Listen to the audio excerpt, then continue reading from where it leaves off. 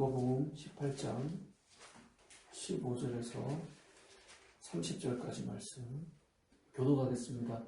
사람들이 예수께서 만져주심을 바라고 자기 어린 아기를 데리고 오매 제자들이 보고 꾸짖거늘 예수께서 그 어린아이를 불러 가까이 하고 이르시되 어린아이들이 내게 오는 것을 용납하고 금하지 말라. 하나님의 나라가 이다의 것이라. 내가 진실로 너희에게 이르노니 누구든지 하나님의 나라를 어린아이와 같이 받아들이지 않는 자는 결단코 거기 들어가지 못하리라 하시니라.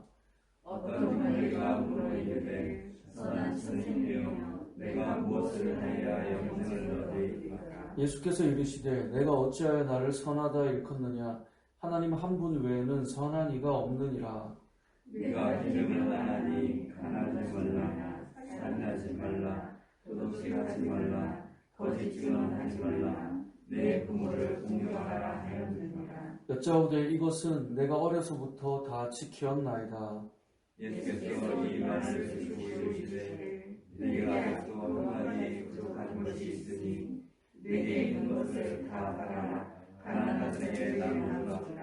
그래야만 하늘에서 네가 보아가 있으리라.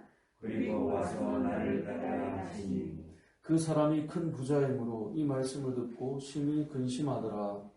예수께서 그를 보시고 이르시되 진정한 이는 하나님 나라에 들어가기가 얼마나 어려운지. 낙타가 바늘 귀로 들어가는 것이 부자가 하나님의 나라에 들어가는 것보다 쉬우니라.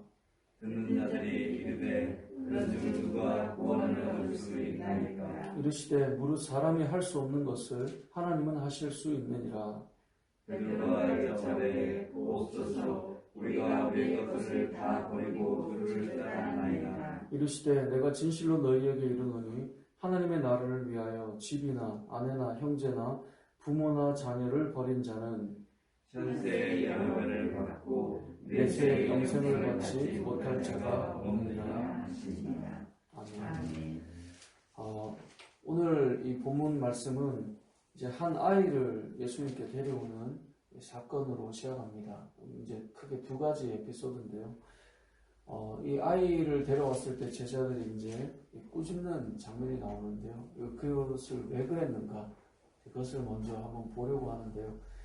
제가 이제 사역을 시작하면서 이제 제가 이 신학 저희가 이제 제가 공부했던 신학대학원 자체가 좀 보수적이고 흔히 이제 개혁주의 신학을 가르쳤고 그러다 보니 신앙생활에 있어서 좀 잘못되어 있는 모습 이건 아니지.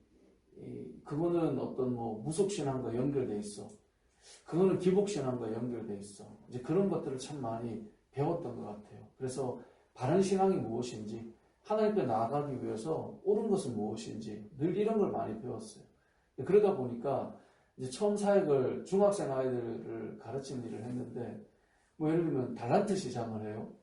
그러면 이제 대학원을 가면, 신학교를 가면 이제 교수님들이 말씀하세요. 달란트 시장 같은 것은 이 좋은 게 아니라는 거예요. 왜냐하면 그 하나님께서 보실 때 신학적으로 생각해 보면 하면서 또 막 설명을 해주세요. 그러면 정말 아이들이 선물을 받기 위해 막 그렇게 하는 것 같고 뭔가 이렇게 하나하나 뭐 이제 우리가 어떤 뭘 뽑아서 뭔가를 뭐 한다거나 뭐 아무튼 종류가 많아요. 뭐 지금 다 말하기 좀 그런데 그래서 이건 이래서 안 되고 저건 저래서 안 되고 그러니까 신학을 공부할수록 바른 신앙에 대한 탐구가 이렇게 심할수록 이제 제한되는 게 많은 거죠. 교회 안에 그래서 사역이나 이벤트들이 참 많이 줄어 있고 흔히 이제 개혁교회다 이런 교회는 행사들이 거의 이제 없다고 보시면 되거든요. 근데 그렇게 하다 보면 목회자에게 일어나는 현상이 뭐냐면 경직됨이 있어요. 저건 아닌데 교회가 저렇게 하면 되나? 뭐 이제 이런 것들. 뭐 예를 들면 이제 제가 이제 다녔던 교회는 어릴 때 이제 다녔던 교회는 예전에 말씀 뽑기를 많이 했잖아요. 그 말씀을 뽑으면 왜 그 올해의 운세처럼 그러니까 이제 그렇게 느끼는 부분들이 있다는 거죠. 그럼 이제 그런 걸 볼 때 저런 건 아닌데 이런 것도 예를 들면 생긴다는 거예요. 이제 그러다 보니 내가 가진 어떤 신학과 교리의 틀을 가지고 자꾸 뭔가가 되고 안 되고가 자꾸 생기는 거예요. 근데 그 중심에는 뭐냐면 바른 교회를 세워야 되는데 또 하나님 원하시는 교회를 세워야 되는데 이건 아니잖아 라고 하는 것 때문에 이제 경직되는 거죠. 이러한 현상이 사실 오늘 본문에 나오고 있는 겁니다. 오늘 본문의 사건을 잘 보면 사람들이 예수께서 만져주심을 바라고 자기 어린 아기를 데리고 왔어요. 자, 여기 아기를 어떻게 해주시기를 바라고요? 만져주시기를 바라고라고 되어 있어요. 자, 아기를 예수님께서 만져주신다는 건 어떤 의미일까요? 아이를 축복해주는 의미예요. 당시에 랍비들이 이 아이들을 축복해주고 이게 전통이에요. 그러니까 요즘 우리가 생각할 때는 그 당시 히브리인들의 민간신앙 같은 거. 그래서 그래도 데려와서 스승이 한번 기도해주면 그게 그렇게 복이 된다라고 생각하는 거죠. 그렇게 해서 이제 아이를 예수님께도 데리고 나오는 거예요. 어떤 마음으로요? 한번 만져주시면 아이가 평생 복 받을 것 같은 거예요. 간혹 그런 분들 계시거든요. 어떤 목회자가 안수해서 한번 기도해주면 그럼 뭔가 좀 될 것 같거든요. 그러니까 그런 어떤 마음들이 있는 거죠. 그러니까 제자들이 뭘 했습니까? 그렇게 오는 모습을 보고 제자들이 꾸짖는 거예요. 너는 지금 뭔가 잘못됐어. 너의 신앙은 지금 이렇게 하는 행동은 옳지 않아. 여러분 제자들이 예수님께 수많은 사람들이 나왔는데 맞거나 이러지 않았단 말이에요. 근데 지금 이 행동 자체가 옳지 않다는 거죠. 그러다 보니 꾸짖는 거예요.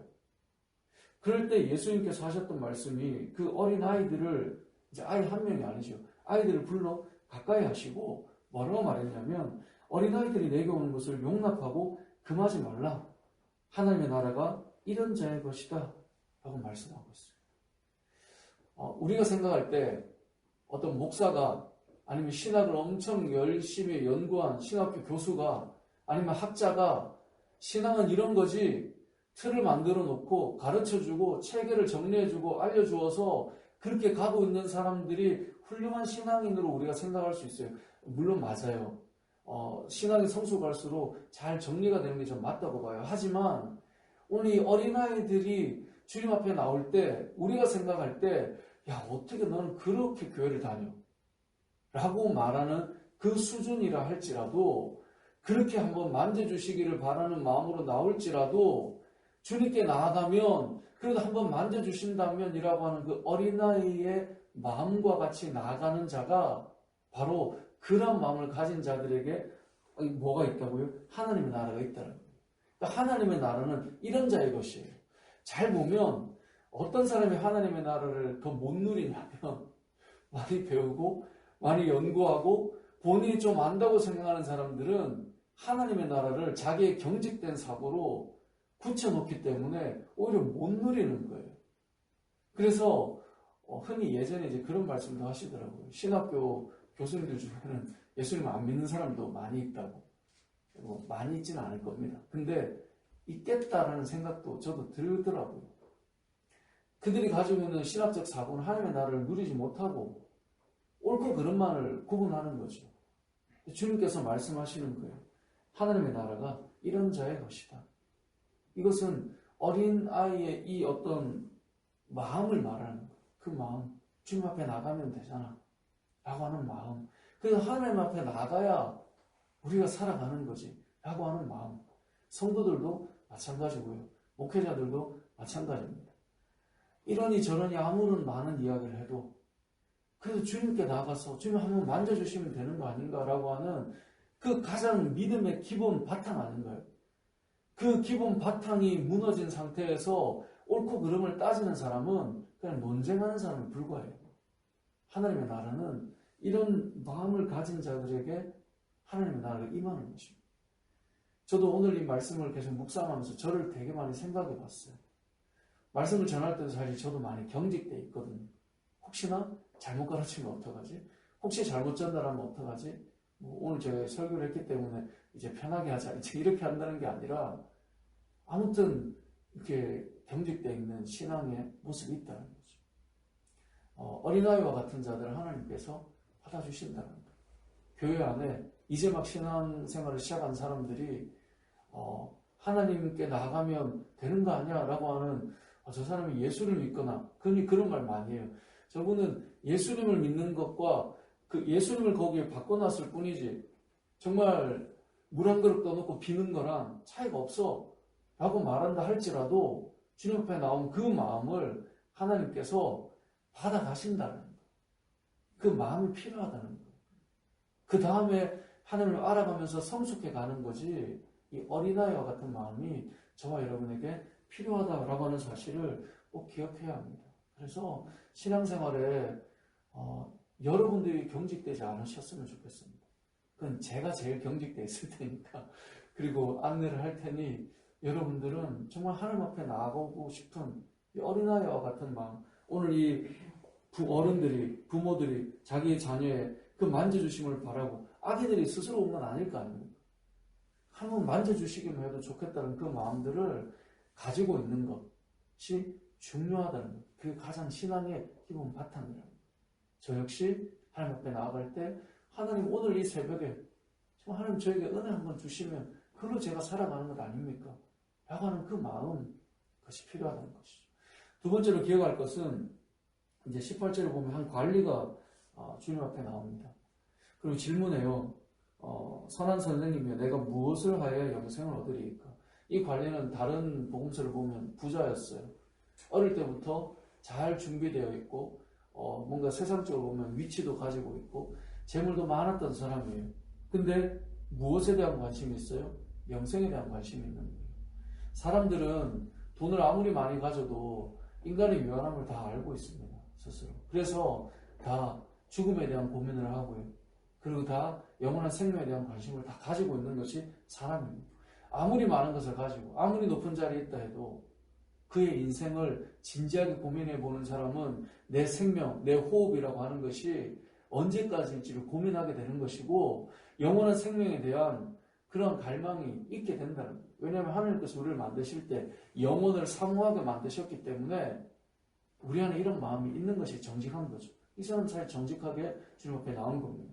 질문한 거죠. 그랬더니 예수님께서 이 선하다라고 하는 정의를 한번 짚어주시고 나서는 너가 계명을 알지 않느냐? 이러이러이러하게 살아라 하고서 말씀을 따라 살도록 이렇게 알려주었더니 이 사람이 했던 말이 어려서부터 난 그거 다 지키고 있다는 거예요. 부유하고 넉넉하고 세상적으로 밀릴 것 없는 이 사람은 어찌 보면 살아가는 것도 참 잘 살았던 것 같아요. 그러자 예수님께서 하셨던 말씀이 너에게 아직도 한 가지 부족한 게 있다는 거예요. 22절이죠. 내게 아직도 한 가지 부족한 것이 있으니 너에게 있는 것을 다 팔아서 가난한 자들에게 나눠주라. 그리고 뭐 하라는 거예요? 나를 따르라. 이 말씀입니다. 이게 마지막 남아있는 한 가지예요. 이게 가장 중요한 건데 예수님께서 하고 싶었던 말씀은 너에게 있는 것을 다 팔아라 라고 하는 걸까요? 아니면 가난한 자들에게 나눠주라 이걸까요? 새벽에 질문을 안 해야 되는데 네. 가난한 자들에게 나눠주라는 걸까요? 아니면 다 팔라는 걸까요? 우리가 흔히 이제 성경을 자꾸 구제하고 돌보고 선한 인류의 관점으로 자꾸 가다 보면 예수님께서 하셨던 일을 자꾸 어떤 이 구제와 나눠줌과 막 가난한 자의 편이고 이렇게만 자꾸 접근하는 분들이 자꾸 생기는데 오늘 본문은 다 팔아가 핵심이에요. 다 팔아. 그럼 제자들의 모습을 보면 모든 것을 버리고 다 내려놓고 심지어 이 뒤에 보면 부모, 형제, 자식이라 해도 그것조차도 내려놓을 수 있느냐 이게 핵심이에요. 그러니까 다 팔아 가난한 자들에게 나눠주고 그리고 와서 따르라는 거예요. 근데 이 사람이 고민했던 게 뭐예요? 가난한 자들에게 왜 이렇게 나눠줘야 되지가 아니죠. 23절에 보면 그 사람이 큰 부자이므로 이 말씀을 듣고 심히 뭐예요? 근심해요. 부자가 근심하는 건 뭐예요? 재물이 그렇게 다 없어지는 것 자체가 힘든 거예요. 그래서 예수님께서 이런 모습을 보고 했던 말씀이 뭡니까? 재물이 있는 자는 하나님의 나라에 들어가기가 어렵다는 것을 지금 보여주고 있다라고 설명해 주는 거거든요. 이건 사람은 두 주인을 섬길 수 없다고 말씀하셨어요. 근데 이 지금 부자는 예수님을 따라가고 싶은 마음도 있지만 이건 못 내려놓는 거죠. 그러니까 두 주인을 섬길 수 없다라고 하는 모습, 그 관점으로 보자면 지금 이 부자는 예수님을 따라갈 수 있는 그러니까 예수님의 주인인 상태가 될 수 없는 모습을 보여주고 있는 것입니다. 세상을 살아갈 때 우리도 마찬가지일 수 있습니다. 선한 일도 하고요. 남들도 돕고요. 뭔가 내가 이런저런 좋은 말도 하고요. 그렇게 살아갑니다. 그런데 예수님께서 말씀하시는 거 잘하고 있어. 그런데 너 그건 다 내려놓을 수 있겠어? 두 주인을 섬기지 말라는 거죠. 주셨으니까 그것을 누리고 사는 것과 그래서 이제 그거 좀 이제 내려놓고 가지라고 하는 거는 우리가 생각할 때 완전 다른 차원일 수 있거든요. 그렇게 요구하실 때 이 사람이 받아들이기가 어려운 거예요.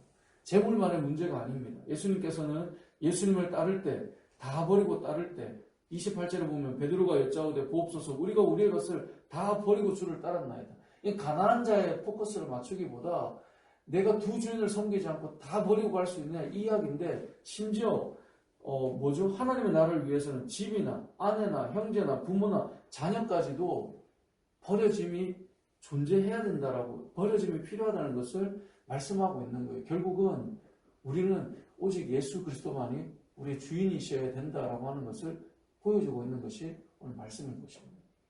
사람들은 고민하게 됩니다. 넉넉하게 가지고 살아갈 때는 괜찮습니다. 왜냐하면 티가 안 나거든요. 근데 주님께서 만약에 결단하게 하실 때 그래 나를 따라온다고 그러면 그거 다 내려놓을 수 있겠어? 라고 하실 때 그때는 좀 곤란해져요. 우리가 걸쳐놓고 사는 것은 익숙합니다. 그런데 그것조차도 내려놓을 수 있느냐? 저도 저희 가정을 사랑하고 제가 섬기는 교회를 사랑하고 제가 연결되어 있는 사랑하는 삶들이 있는데 주님께서 말씀하시는 거죠. 그거 이제 다 내려놓을 수 있겠냐? 라고 할 때 네 주님 그렇게 하겠습니다. 라고 하고 가는 것. 티가 나지 않는 상황에서 결단을 시키실 때 그렇게 갈 수 있겠는가? 이것을 지금 말씀하시는 것입니다. 물론 우리가 여기 다 버린다라고 하는 말을 누가복음 5장에서 설명을 충분히 해드렸기 때문에 이 버린다는 것을 지금 당장 이 말씀을 오늘 있는 나의 재산을 다 팔고 없애고 소비하고 그리고 아무것도 없이 무소유를 실천하자 이 개념이 아니다라고 하는 것은 이 말씀을 드렸죠. 모든 것을 버린다는 것은 그 모든 것의 소유권을 주님께 하나님께 두고 주님을 위해 사용하기 시작하는 것으로 말씀을 드렸죠. 그래서 내가 가진 것이 예전엔 내 것이었는데 이젠 주님의 것으로 사용하는 거죠. 그래서 우리가 어제도 보면 교회 생일이니까 많은 성도님들이 헌신하셨잖아요. 헌신할 때 재정의 헌신과 또 음식을 만들고 준비를 하는 어떤 이 육체의 헌신과 여러 가지 헌신들을 보여주셨잖아요. 그렇게 할 수 있는 그 믿음의 정신이 무엇입니까? 그 모든 것이 하나님의 것입니다라는 고백이 그 안에 담겨 있는 거잖아요. 그러니까 오늘 본문을 통해 우리가 알 수 있는 두 가지는 첫 번째는 우리에게 회복해야 될 것이 어린아이와 같은 마음입니다. 신앙생활을 아무리 대단한 이야기를 해도 주님 앞에 나아가는 것만큼 큰 것이 없다라고 하는 마음 무너뜨려 놓고 내 머리로 내 사고로 옳고 그름을 판단하는 형식의 믿음은 하나님의 나라를 누리는 자들이 아니다라는 것을 기억해야 됩니다. 가장 기본은 어떤 노선으로 가든 간에 주님께 나아가야 된다라고 하는 이 기본 전제가 가장 기본인 것입니다. 어린아이와 같은 마음이 저에게도 여러분에게도 회복되기를 원하고요. 그리고 두 주인을 섬길 수 없기에 우리가 예수 그리스도를 위해 하나님의 영광을 위해 우리에게 허락하신 시간과 또 물질과 또 관계와 재능과 이 모든 것들을 주님을 위해 사용하며 살아가는 저와 여러분 되시길 주님의 이름으로 축복합니다. 아멘.